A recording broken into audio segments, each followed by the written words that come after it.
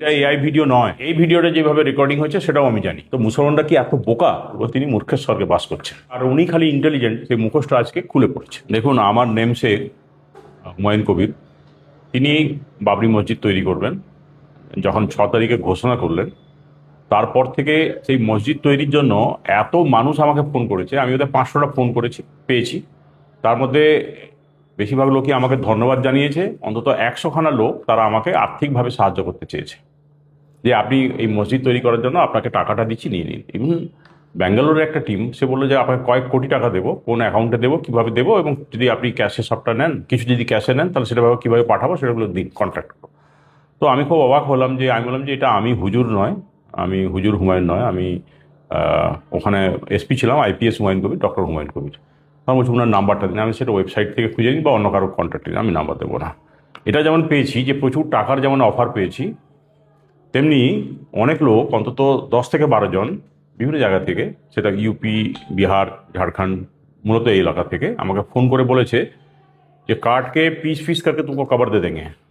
আবার এটাও বলেছে যে काट के पीस पीस करके तुम्हें नदी में बहा देंगे, तुमको रस्सी ये करके मारेंगे, गोली करके मारेंगे, तुमको रास्ता में खुली सड़क पे तुमको गोली करके मारेंगे, এরকম ধমক ধমকিও দিয়েছে। তো আমি এগুলোকে, আমি যেহেতু পুলিশে চাকরি করেছি, এগুলোকে আমি ইগনোর করেছি। যে লোকটা, যে ভদ্রলোক আমার নেমসেক, যিনি আজকে মুসলিম সমাজের মাসিয়া হয়ে উঠতে চাইছিলেন, তিনি এমন কেলেঙ্কারি একটা করেছেন যে এটা সত্যিই মানে ধিক্কার জানাবার ভাষা নেই, যে তিনি মুসলিম সেন্টিমেন্টটাকে নিয়ে খেলছেন, ডিল করছেন।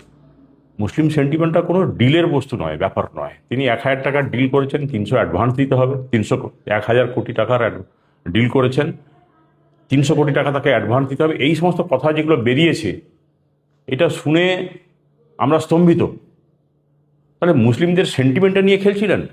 বাবরি মসজিদের সঙ্গে জুড়ে দিয়ে আমি বারবার করে একটা জিনিস বলেছি, ধর্মের জায়গায় থাক, তিনি যদি বাবরি মসজিদ তৈরি করেন, আমার ব্যক্তিগতভাবে বলার কিছু নেই। তিনি আমাকেও ইনভাইট করেছেন, সেটা আমি আসিনি, সেটা আমার ব্যক্তিগত ব্যাপার।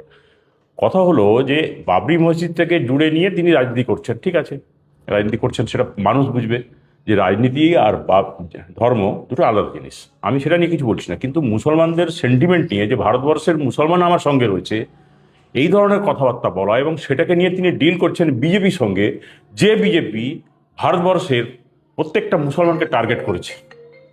প্রথমে তিনি কি করলেন?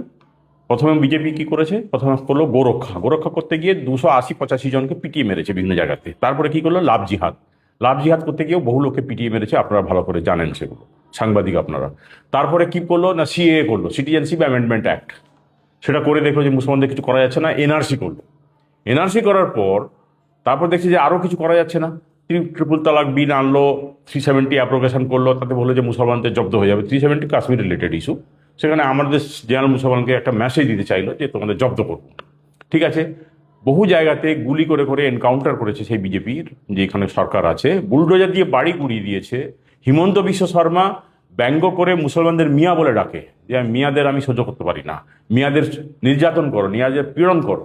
তারপর দেখা যাচ্ছে এক জায়গাতে উনি একটা AK-47 তাক করছেন একজন মুসলমানের দিকে, দাড়ি এবং টুপিওয়ালা। এই শুধু দাড়ি টুপি রাখার জন্য, দাড়ি রাখা আর টুপি পরার জন্য ভারতবর্ষের কত জায়গায় কত মানুষ, বিশেষ করে যেগুলো বিজেপি শাসিত কেন্দ্র, এগুলো রাজ্যগুলো রয়েছে, সেখানে কতভাবে নির্যাতিত হয়েছে তার কোনো সীমা পরিসীমা নেই। সেই বিজেপির সঙ্গে ডিল করছেন মুসলমানদের সেন্টি নিয়ে, যে দল মুসলমানকে টার্গেট করেছে এসআইআর করে। আপনি দেখবেন যে 11,01,000+ শুধু মুর্শিদাবাদে অ্যাডজুডিকেশনে ফেলেছে, এবং 8.5 লক্ষ সে মালদাতে ফেলেছে, বীরভূমে 4,90,000। যে জায়গাগুলোতে মুসলিম অধ্যুষিত এলাকা আছে, প্রত্যেকটা জায়গাতে টার্গেট হচ্ছে মুসলিম। তো সেই রকম একটা পার্টির সঙ্গে মুসলিমদের সেন্টিমেন্ট নিয়ে যিনি এই ডিলটা করছেন, আজকে ডিল করতে উদ্যত হয়েছেন, কতখানি ডিল করেছেন না করেছেন, আমি এটা মনে করি যে মুসলমানদের উচিত তাকে ছুঁড়ে ফেলা। আর আমার ধিক্কার জানাবার ভাষা নেই যে তিনি এই সমস্ত কথা, মুসলিমদের কিছুটা সহযোগিতা হয়তো পেয়েছেন, কিছু মুসলিমকে তিনি প্রভাবিত করতে পেরেছিলেন, কিন্তু প্রত্যেকটা মুসলিমে চোখ খুলে যাওয়া উচিত যে এই মানুষটা আসলে কে। এই মুখটার পিছনে, এই যে মুখোশ যেটা উনি পরে আছেন, সেই মুখোশটার পিছনে আসল মানুষটা কে। উনি বিজেপিতে ছিলেন, আবার তৃণমূলে এসেছেন, তাকে টিকিটও দিয়েছে দল। তা সত্ত্বেও তিনি যে আজকে যে মুসলমানদের সেন্টিমেন্ট নিয়ে ডিল করতে চাইলেন, তার নিন্দা এবং ধিক্কার জানাবার ভাষা আমাদের নেই। এটা মেসেজটা সবাইকে জানাবেন। আর আমি বলবো মুসলমানদের সচেতন হন, কাকে ভোট দেবেন আপনি ডিসাইড করুন, কিন্তু এই যে মানুষ যিনি আপনাদের নিয়ে ছিনিমিনি খেলতে চেষ্টা করছেন তাকে চিনে রাখুন, তাকে তার মতো ব্যবস্থা হতে দিন। ধন্যবাদ। তিনি তো দাবি করেছেন যে সেটা এআই দ্বারা ভিডিও। আপনি তো দীর্ঘদিন আইপিএস অফিসার।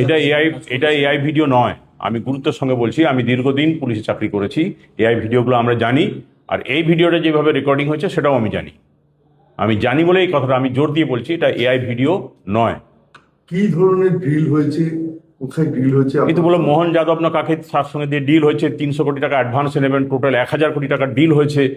তো এই যে ডিলটা, আজকে উনি উড়োজাহাজ চড়ে ঘুরে বেড়াচ্ছেন, তো তার ব্যক্তিগত জীবন নিয়ে আমি কিছু বলতে চাই না, কিন্তু কথা হলো যে তিনি কী ছিলেন এবং কী হয়েছেন, আর আজকে মুসলমানদের সেন্টিমেন্ট নিয়ে খেলে তিনি কোন জায়গাতে রিচ করতে চাইছেন, কি পাওয়ার উনি অ্যাচিভ করতে চাইছেন।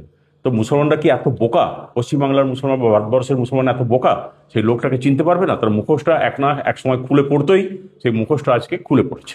তার ভিডিওতে